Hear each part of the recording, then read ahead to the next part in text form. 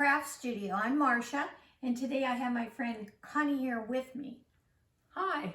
We're going to make handmade paper. Now, paper has been around for centuries, we know that, but it doesn't come from nothing. Only God can make something from nothing. It comes from things like tree fibers and Grasses and plants. cotton, linen. There are many things. We're going to take it one step farther away from creating something from nothing. We're going to use recycled paper. Now, you're going to need to know what you're going to have to collect before we get started on this. First of all, we've covered this table with a vinyl tablecloth because this is a wet project. So you'll need to cover your surface. And then we're going to use recycled paper, and it can be any kind of paper, any color, right? But the color will impact what color your finished product turns out to be. You're going to take that paper, you're going to tear it up into little bits. I cut with scissors. Okay, and you can use a paper cutter. I don't have one, so I just tear. And then you're going to soak it in water, and that can be done for a couple hours, anywhere up to overnight. I usually leave mine overnight. And then you're going to need a tub of some sort, and you're going to put in 4 to 5 inches of water. Then you're going to need a mold and a decal. Can you show us that? And an extra piece of screen. We are just using picture frames. And then what do you do, Connie? Well, you take your mold and staple window screen is what we've used. Staple window screen around the back side of your mold or your picture frame, all the way around to make it very secure and very tight, or as tight as you can get it. Now, I noticed your decal is just another picture frame. Is it important that it's the same size? Exactly the same size. Okay. And where did you get yours? I got mine at Walmart, but you can get them anywhere. Get them at the thrift store, just frames that you have from home. Right. Yeah. So you're going to have 2 picture frames. You're going to have some kind of screen, or I know different people use different things, but it has to be something that will catch the paper fibers onto it. And then you're going to need towels. You need something to blot your paper on, and you're going to need a blender. You're going to put your paper and some water in a blender. Now, mine is an old blender. How old is it, Connie? 50 years old. 50 years old. And this is different than the one that I use for cooking, because some paper has chemicals in it, and you don't want that in your food. So you're going to put the paper scraps in there with the water, and you're going to pulse it anywhere from a few seconds to maybe 2 minutes. The more you pulse that, the finer your paper is going to be. So kind of think ahead of time. Do I want some heavy duty paper, or do I want something pretty fine?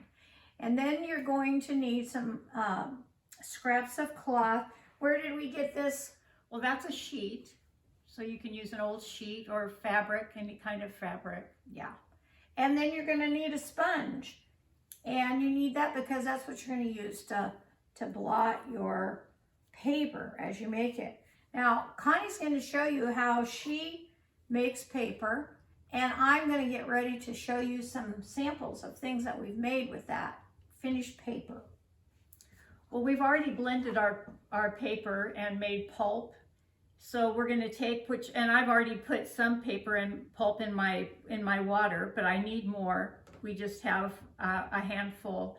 I'm going to put another handful of paper pulp in my container. Now this looks kind of yellow. It is yellow, but it's not yellow enough. I'm going to put another handful in. And where did you get yellow paper? Well, I used envelopes and cardstock.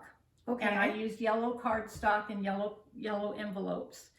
And I'm going to stir up the water really good to get the pulp to be in suspension.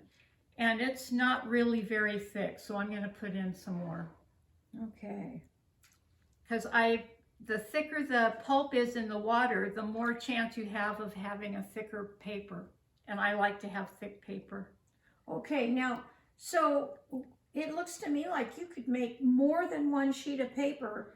Is there anything I need to do between sheets of paper? Yes, you need to be sure that you stir up the water really well between sheets of paper. Okay. And I'm going to add a drop of yellow food coloring because I think the water is not as yellow, or the paper won't be as yellow as I'd like it to be. So I'm going to add a drop of yellow food coloring. I bet you could use juice or something too. Maybe, Oh, I think you probably watercolors. could. Yeah, whatever you have. Only it's not coming out very well. Oh, There well, it goes. Just squeeze it a little. Yeah. Now, if you, are you worried at all about your hands turning yellow? Well, not really. I suppose I could wear gloves if I was panicky. Right, your vinyl gloves or Yeah. something. Okay, while she dips that, I'm going to put my mold on the bottom and my decal on the top with my mold, the screen facing up. yeah. Now, how do you dip it? Well, I'm going to start with an angle and just Get underneath it and pull it up and let the water flow through. Oh, that came out so nice. Oh, that's pretty. Yeah. Now and I let see the you water flow through. Yeah, I see you have some little tiny flower bits over there. I do. When would you do that? Why wouldn't you put it in the water? I didn't put it in the water because if I put the flower bits in the water first, the flowers tend to flow to the outside edges and they don't get into the paper very well. So I wait until I get the paper made on top of the decal and mold, and I'm going to move this. Would you hold that for me while I move this over to the side? Okay. And I'm going to take my decal off the top of my mold, and now is when I'm going to add my flower bits. So I'm just going to sprinkle them over the top, a few. I'm not going to put too many in. Now, how are you going to make those stick? Well, whoops, my fingers are wet, so I've got more than I wanted. Well, I'm going to use my towel to wipe them off. I bet this is where that extra piece of screen comes in. This is where the screen comes in. And I'm going to lay the screen over the top and take my sponge and start dabbing up. And Marcia, while I'm dabbing up, why don't you tell them about the different papers? Okay, I will.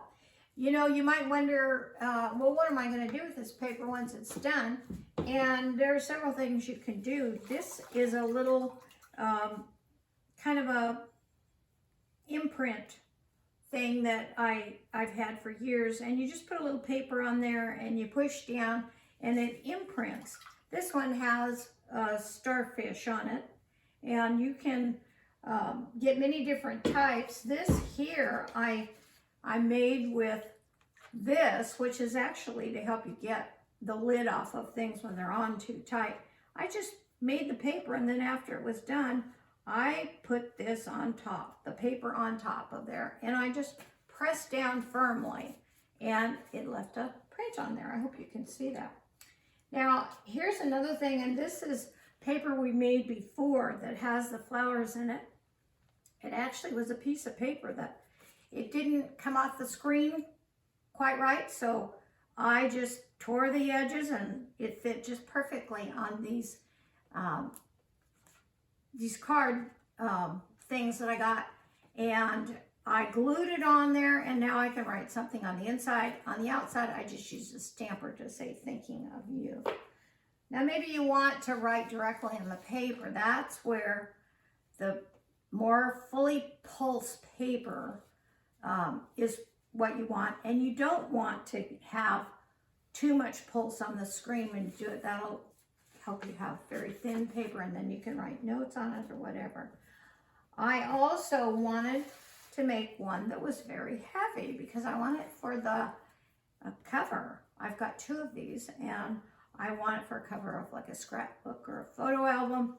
I wanted it to look very rustic, and I put some sunflower seeds and some peppercorns on it. So, and I kind of even wrinkled it up because I wanted it to look really rustic.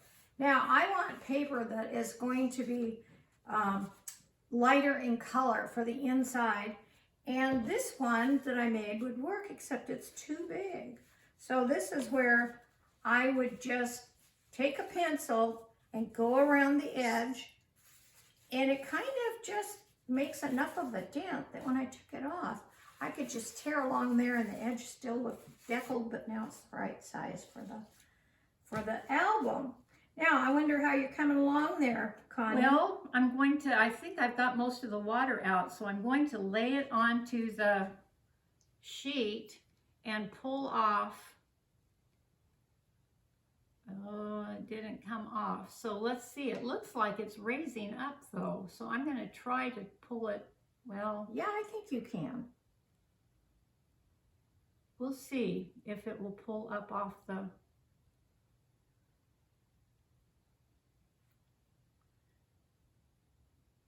Oh, good. It's coming off. And she's going to lay it on this white cotton sheet that we have. And it's a lovely yellow color. Oh, look at that. Out wonderfully. That would make a wonderful gift to someone. Well, we can frame it, and it would make a beautiful wall hanging. Yeah. Or it could be a card. Maybe you just fold it in half. Fold it in half and make it into a card you can write on the inside. Right. Or put it onto another, on the outside of a card like Marcia did. Yeah.